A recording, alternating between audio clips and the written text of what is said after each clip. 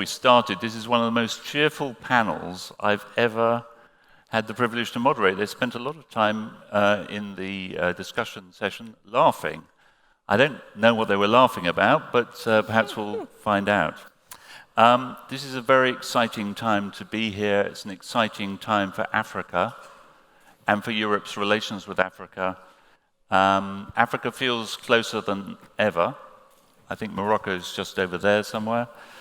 And when we turn on our televisions in Europe, we see images of migration, sometimes images of distress, but what we don't see on our television so much is the tremendous energy, the diaspora of talent, the flows of trade between this continent and Africa, and the potential of the continent rising. And the people on our panel today are the people who, like the dancers at the start of this forum, are providing the energy as individuals and as employers to make that growth a reality. And so I'd like to start with a question to our panelists about why Africa is a good place, and I assume they think it is a good place, to be an entrepreneur today. I'm going to start with Khadija Idrissi Janati, herself a very successful entrepreneur and the founder of EurAfrican, a network of African entrepreneurs. Khadija, why is Africa a good place to be an entrepreneur? Well, thank you, first of all, for having me for this panel. Thank you for the opportunity of speaking up in the name of the entrepreneurs of Africa. To answer your question, I would say that for me today, Africa is one of the best places for entrepreneurs. In order to start a business or to expand a business, I think that each entrepreneur would look for three major things, which are, first of all, opportunity. Africa's economy is today in a big transformation. Every country is looking for new economic models and new economic perspectives, and this is a wide opportunity for any entrepreneur that would like to expand or create a new business. The second point is visibility. Africa is attracting today the attention of the media and the attention of let's say, people from other regions of the world, which gives a good opportunity for any entrepreneur to come to the front of the scene, be seen, and be, let's say, to get known and make the activity known. The third point is technology. Africa is today more than a technology consumer. It's becoming a technology generator. And for me, these are the three main things that any entrepreneur would look for in order to invest. Unfortunately, this is not the first thing that we see about Africa when we stick to the old, outdated narrative that has been told about the continent. But if we get rid of this, we would be able to notice that the continent is presenting today a very good opportunity for any entrepreneur to start or develop a business. Okay, thank you very much, Khadija. I'll ask the same question of Tunde Kehinde, one of Africa's most successful entrepreneurs, the co-founder of Lydia, a digital platform for financing for small businesses operating in Nigeria, although I believe he also has an office in Portugal. And a seasoned entrepreneur, a co-founder of Jumia Nigeria, the e-commerce platform, and sometimes known as the Jeff Bezos of Africa. I wouldn't mind being called the Jeff Bezos of Africa. So Tunde, tell us, why have you had success, and why is Africa the right place to be now for an entrepreneur? Thank you, and thank you for the question, and thanks to the organizers for having us here today. So for us, when we think about opportunity, the framework that we go through is one around the size of the addressable market. So how big is the opportunity? We think through the team and talent, and then we also think through timing. So is now the right time to be in a particular market? So on the first one around addressable market, so to your point, you're now beginning to see more and more examples and case studies of large businesses coming out of Africa because of the size of the markets that they're going into. So you referenced Jumia. Jumia just went public, one of the, if not the first, African business technology-enabled to go public on the New York Stock Exchange, and to go from not existing and within 7 years to go public and to be valued at close to $4 billion shows that not only is the narrative where technology can change and enable a big industry, retail, true, but also you can have an exit as a private investor. So that's one. And for us, we focus on lending to small businesses. And in our primary market, which is Nigeria, the gap for small business lending is close to $100 billion. So it just shows you that the addressable market size is true and it's real. The second point for us is around team and talent. So it goes, I think the stats are obvious, close to 1 billion people across the African continent. And a lot of those people are young people. So most of our populations tend to be under 21, and that lets you know that there is not only a big market that can consume goods and services, but also a very deep bench of folks who can work in today's digital economy across multiple skill sets, and also a high caliber of founders, as you can see here on this panel, who are able to build and run large businesses that can travel across multiple jurisdictions. And I think the last piece around timing, so it was interesting the point that was made in the speeches earlier around how the world today, I think different countries and industries and businesses are really trying to figure out what is my future as a country, what is my future as an industry. And I think for us, the timing in Africa is right, because if you're looking for yield, I want to invest $1 or €1 and get an attractive return. There are increasingly very few places around the world that yield can be captured. And I think as you look all throughout the capital structure, whether it's equity or debt, Africa is clearly very interesting. So that's why we've seen success on the continent, and why we think the time is now to be on the African continent. Okay, great, thank you. Well, if the time is now, I'm going to ask the opposite question in a way, which are what are the challenges, what are the barriers to being an entrepreneur in Africa? What are the things you face there that you have to fight your way through that maybe would be easier somewhere else? I'm going to start by asking that question to Linda Mabena Onguju, the founder and managing director of DLO Energy Resources Group, one of Africa's largest wholly black female-owned energy companies. Who's got experience, a lot of on-the-ground experience of being an entrepreneur, both in South Africa and Nigeria. Linda, is it easy? Far from it, but that's what makes it interesting, I would say. The biggest hurdle, I think, about being an entrepreneur in Africa, first of all, is access to power. You know, very literally electric reliable electricity supply. It sounds strange, but one of the largest challenges facing business in Africa is that. The second, I would say, no matter the sector you're in, and especially in my sector, which is power and energy, is the regulatory environment. Our governments need to start making business a priority, because we are creators of jobs and employment and opportunity. And often the red tape is a big hurdle for any startup. Before we can even access a Tunde, we have to register a company to be able to actually comply with the legal, requirements.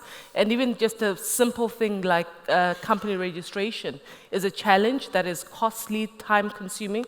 So if you look at South Africa, the turnaround time for a company registration can be up to a month, depending whether it's a shelf company or something new. In Nigeria, for some reason, the documents still have to go to Abuja. I don't know why. Whereas if you compare it to London, it's a day. It's literally online. It's a couple of hours. So again, if we're talking about Africa being present, and Africans taking advantage, this regulatory issues are a huge barrier for investment. Right, so there's barriers to be knocked down, and regulation, and even the basics of power and infrastructure, which are more, maybe, would not be a challenge in some other developed countries. Tell me one thing, you're a woman. Is it easy to be a woman entrepreneur? I think it's a challenge being an entrepreneur generally, and then obviously we do deal with a lot of patriarchy, especially in my sector. But I don't think that's unique to Africa. I actually found that in Europe, oddly enough, there's less women who are doing what I do at the level at which I do it. which made it quite interesting that Africa is not alone in its preconceived notions. South Africa has been very advanced in terms of promoting women-owned entities and businesses and women in government.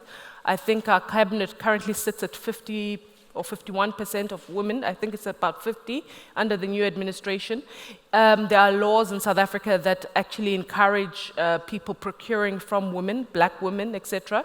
But that's not it. I mean, there's one aspect which is the regulatory side where there are opportunities being given to women to participate. But I think it's also the practical realities, whether you are going to be able to compete with the men, especially if you're a wife, if you're a mother, and you've got other, I often say I want to have a wife, then you could actually be more productive, to be quite honest with you. So the men don't have the same challenges. So the law can only legislate so much, and then the rest is about practical reality. So you tend to find a lot of women dropping out at the very senior levels just because of the ability to keep up. Although right now I think companies are starting to wake up to the fact that women are great contributors to the success of a company, and they're starting to create flexible working environments, which was never the case when I started my career. Okay, so maybe we can see Africa in some ways leapfrogging Europe in female entrepreneurship. I'm going to ask the same question to Didier, the president and founder of Afrique Search Group, which is the first international recruitment and human resources consulting firm specializing in Africa. So a man who knows a lot about recruiting talent, finding the right staff, finding the right person for your business. Tell us about what the environment is like in African countries, and is it easy to get the right person as an employee to find the right skills? Thank you very much. The question is as a woman, as her, or? Because you said the same question. You can probably get a lot of talent in the continent right now. The fact is that you've been seeing in a lot of the countries the private sector taking the lead in terms of education. Let's take a country like Senegal.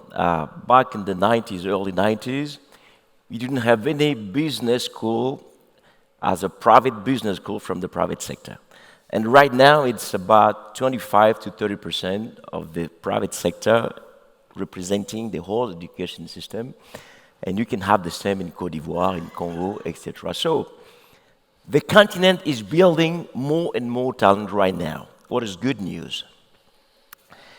The bad news is that all those talent are what I call the soft skills. You can find a perfect CFO, a good sales manager, name it.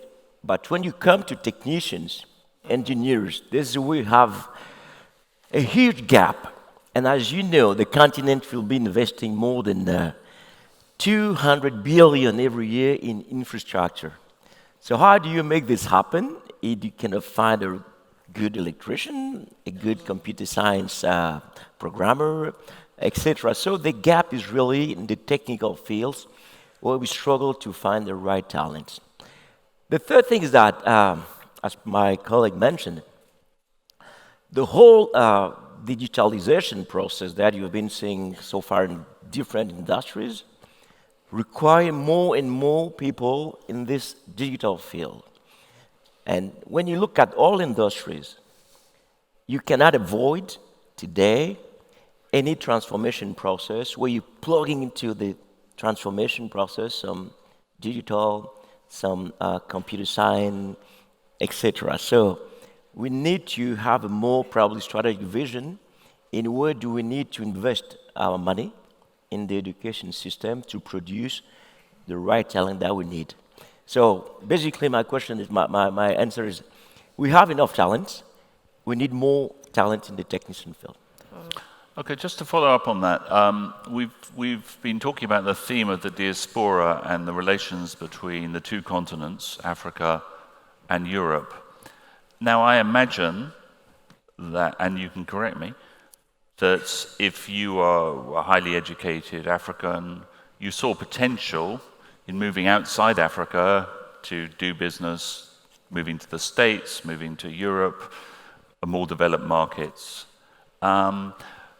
So for anybody on the panel, is the diaspora still a brain drain issue, or are people, the right talented Africans coming to see Africa as the place to start a business, to work in a business? Tunde. So I think the answer to that question is it depends, and I'll tell you what I mean. So in our industry, where we do lending to small businesses, and in finance, it's a scale game. We have to get big. Because the bigger you are, the cheaper your cost of funds. The cheaper your cost of funds, the more value you can give to your customers.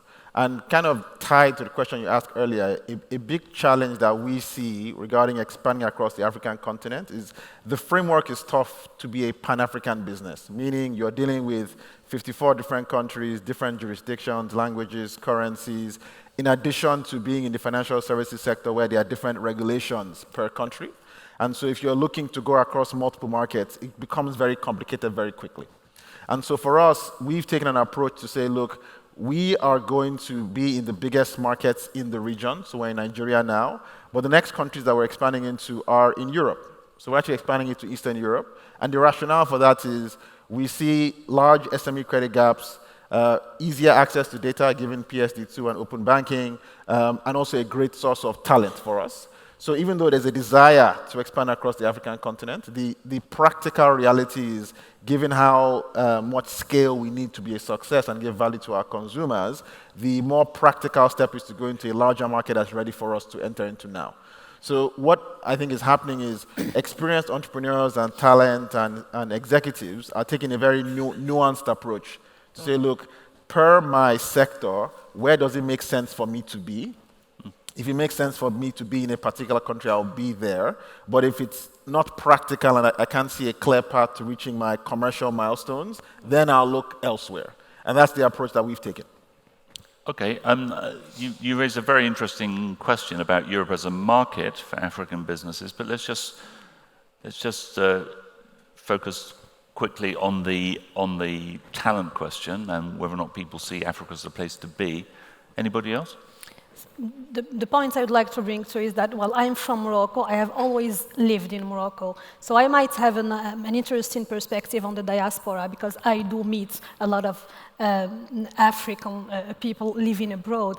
The fact is that maybe 5 years ago, I would have met more of people saying, well, hi, I'm Lindsay, I come from Paris. But today, she would say, hi, I'm Lindsay, I'm from Nigeria, but I live in Paris. I feel like the change of perspective, we already feel it, and which means that African diaspora is today recognizing that the origin is important and a kind of feeling to go back home and give back in any way. It's not only by being settled in origin country, but doing something with origin countries. I see that a lot in countries like DRC, where a huge diaspora living in Europe is coming back, either to invest or to help the government come up with a new economic model for the country, especially with all the changes that are happening on a political point of view in that country. So the brain drain is still an issue with Africa. Let's say that clearly we Africans tend to feel that the grass is greener outside, while actually it might be at a certain point of time of the career of the person, of the professional path. But I feel like there is that need to come back to Africa, to give back to the country. Africans do not have anymore the only responsibility of sending money back home, but also the transfer of knowledge and expertise that they might have acquired outside the continent. Linda? I think Tunde raised a very important point. I think 5 years ago, the discussion was around the diaspora. I think Africans see themselves as global citizens who are promoting a Pan-Africanist thought and thinking. So when we started off at DLO, we wanted to be #1 on the African continent. Now we see ourselves as a global player, and we want to be #1 in the world, just in general.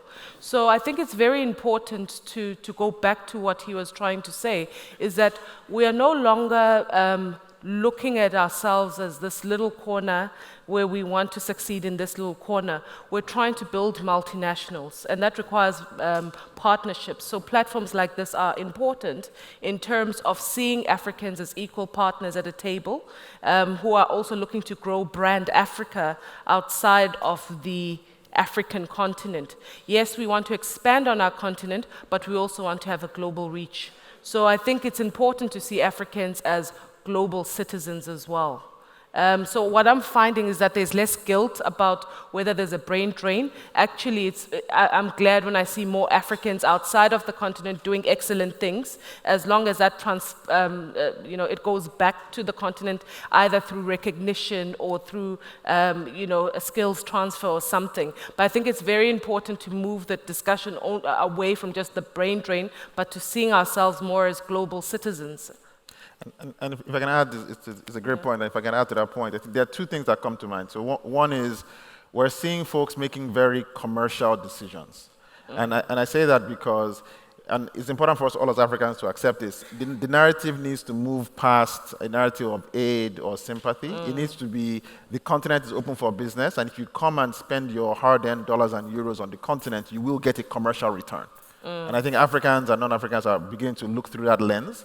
And the second point, to Linda's point, which is very powerful, is so we raised a lot of money outside Africa. So most of our investors are Silicon Valley-based VCs or VCs based in Europe. And sometimes it's tough to bridge that context. To say, look, if I am sitting in Palo Alto, what does it mean to invest in an emerging markets business? So the more Africans or emerging markets professionals that are in these centers of capitalism, in Paris, in London, in New York, in San Francisco, that can understand the connection, the easier it will be to raise money for African businesses because they get it. Whereas it's tough sometimes to explain when someone hasn't lived or sat or been on the continent.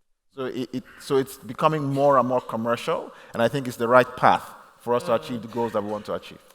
Didier, do you think that Dundo raised this very interesting question, and Linda did, about whether or not the complexities of moving within Africa, of expanding a business across borders within Africa, and maybe it's comparatively simple Europe or other places. Do you think that those barriers are being overcome, that businesses are becoming more pan-African? Mm-hmm. Yes, you have more and more what we call this corporate global champions. When you look at the banking sector, for instance, you have banks like EcoBank, of course, who historically was one of the champions. But you have more and more banks from Morocco who've been expanding into sub-Saharan Africa, becoming global champions, as well as in the telco industry. And the good news is that next week in Niamey, in Niger, you have the African Union Summit, where they should celebrate the new African continental they call this lake in French, but basically you're going to have this common market, the continental level, where you can have free movement of goods and people. So that's good news. Of course, you have a couple of barriers that we need to overcome, but what we notice is that more and more, based on the fact that the regional economic communities, the REC so far, have been trying to facilitate the emergence of these regional champions, we see less and less barriers on the paper. And the other good news is that as Africans, of course, in ECOWAS, the West African Regional Economic Community with 16 countries, you can travel with your ID or your passport with no visa. So that is quite easy. But my point is that with the continental free zone in Africa, clearly you have free movement of people more and more, like from central to west to east to southern Africa, and that definitely can be a game changer in how we're going to be doing business in Africa as Africans and with the others. And the second point, to come back to your question regarding the diaspora, I think we're starting to move from this brain drain to the brain gain. And I've been in this business, recruiting business, for the last 25 years. I have seen massive movement of Africans willing to go back to Africa and work in Africa. Of course, the Africa Rising narrative is there as well to encourage those people. But again, you see more and more Africans from the diaspora coming together as whether investment clubs or investment partners. And even in Paris right now, we're putting up this diaspora fund that will support people from the diaspora willing to invest in Africa in return. So the brain gain is a reality, and the movement of people around the continent will make things much easier than it used to be back in the days. Okay, thank you. I'm going to ask one question from the audience, which has come up on my screen. And it's addressed to Tunde about, but it relates, I think, to what you mentioned earlier, the financing gap. It says, do you think that Lydia is operating a segment of the market that traditional banks are shying away from? I'd like you and maybe someone else on the panel before we wrap up just to address that question. What is the financing gap? Is it equity? Is it debt? Is it just money? Is it the view that these are high-risk investments in Africa? What's the problem? Yeah. So it's in terms of, it's all of the above, equity and debt. I mean, to give you some stats, for emerging markets overall, just for small businesses, the credit gap is $5 trillion, just for small businesses in emerging markets. And the challenge that we've seen is, for most traditional lenders, it's tough to lend to a small business anywhere in the world because the amounts that most small businesses want tend to be too small for banks to make money, and they won't have the traditional pieces of information that banks look for: collateral, audited financials, projection. So with Lydia, for us, it's as simple as emailing us a bank statement. And within one day, we will come back to you with a loan offer with risk-adjusted pricing, and you can accept and have it disbursed all in one day. And we actually partner with banks. So we partner with banks, payment companies, consumer goods businesses to say, look, let's together get credit into your value chain. And we deliberately pick small businesses because they tend to create the most jobs and they have big impacts in their local communities. So what's happening and what's clear is to solve this financing gap around the world, it'll be impossible to say only one member of the value chain can solve it. It won't be just the banks, just the fintech companies, just the alternative lenders. It's going to be everyone. And if we partner together, we can more or less, as the saying was mentioned, it's better to go together than to go alone. And that's been our approach to doing it. Okay. Now, this is a frustrating moment in the best way, which is that we've raised a lot of really fascinating issues here, and we could talk about it for a very long time, but we're not allowed to. And so I'm going to cut it off there. And I just ask everyone in the room to give a hand to the panel for just giving us just an insight into all of the interesting, complex, maddening, but also exciting issues of being an African entrepreneur. Thank you. Thank you.